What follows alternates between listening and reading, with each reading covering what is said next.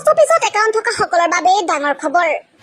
Post অফিসৰ একাউন্টত প্ৰতিমাহে সোমাব 25,000 টকা। কিন্তু কেনেকৈ লাভ কৰিব এই 25,000 টকা? কেনেকৈ সহজে কৰিব পাৰিব আবেদন? আৰু কি কি নথি পত্ৰৰ প্ৰয়োজন হ'ব জনাইছো। সবিকে ভিডিঅ'ত শ্বেয়াৰ কৰি আনকো চোৱাৰ সুযোগ কৰি দিয়ক। আজি আমি আপোনালোকৰ লগত এনে এখন আঁচনিৰ বিষয়ে আলোচনা কৰিম, যেটো আঁচনিত যদি আপুনি কেইটামান টকা বিনিয়োগ কৰে তেনেহলে কেইবছৰ মানৰ পিছতে বিপুল পৰিমাণৰ ধন ঘূৰাই পাব। পোষ্ট অফিস আঁচনিৰ বিষয়ে সকলোৱে জানে বা বিশ্বাস কৰে। আজি আমি এই প্ৰতিবেদনত এখন পোষ্ট অফিস আঁচনিৰ বিষয়ে ক'বলৈ গৈ আছো, য'ত কেইটকামান টকা বিনিয়োগ কৰিলে বা কেইটামান টকা বিনিয়োগ কৰি আপুনি প্ৰতিমাহে 25,000কৈ টকা পাব।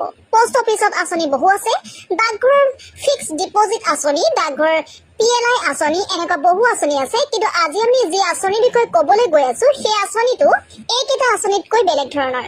কাৰণ এইটো আঁচনিত যদি আপুনি মাত্ৰ কেইটামান টকা বিনিয়োগ কৰে তেনেহলে প্ৰতিমাহে 25,000 টকাকৈ লাভ কৰিব।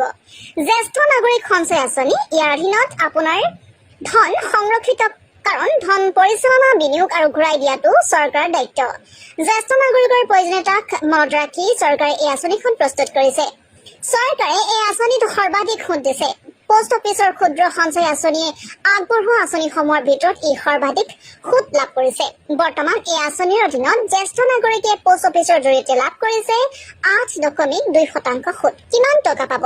বিনিয়োগৰ সময়ত 30 লাখ টকা আৰু সুতৰ হাৰ 8.2% হয়, তেন্তে 5 বছৰৰ ম্যাদ উকলি যোৱাৰ সময়ত 12.30 লাখ টকাৰ সুদ মুঠ 42.30 লাখ টকা পাব।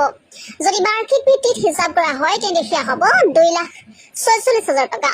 মাহেকীয়া ভিত্তিত হিচাপ কৰিলে 20,500 টকা। জ্যেষ্ঠ নাগৰিক সঞ্চয় আঁচনিত মুঠ 5 বছৰৰ বাবে ধন বিনিয়োগ কৰিব পাৰিব আৰু এই আঁচনিৰ বিনিয়োগৰ ধনৰ ওপৰত 8.2% সুদ প্ৰদান কৰা হৈছে।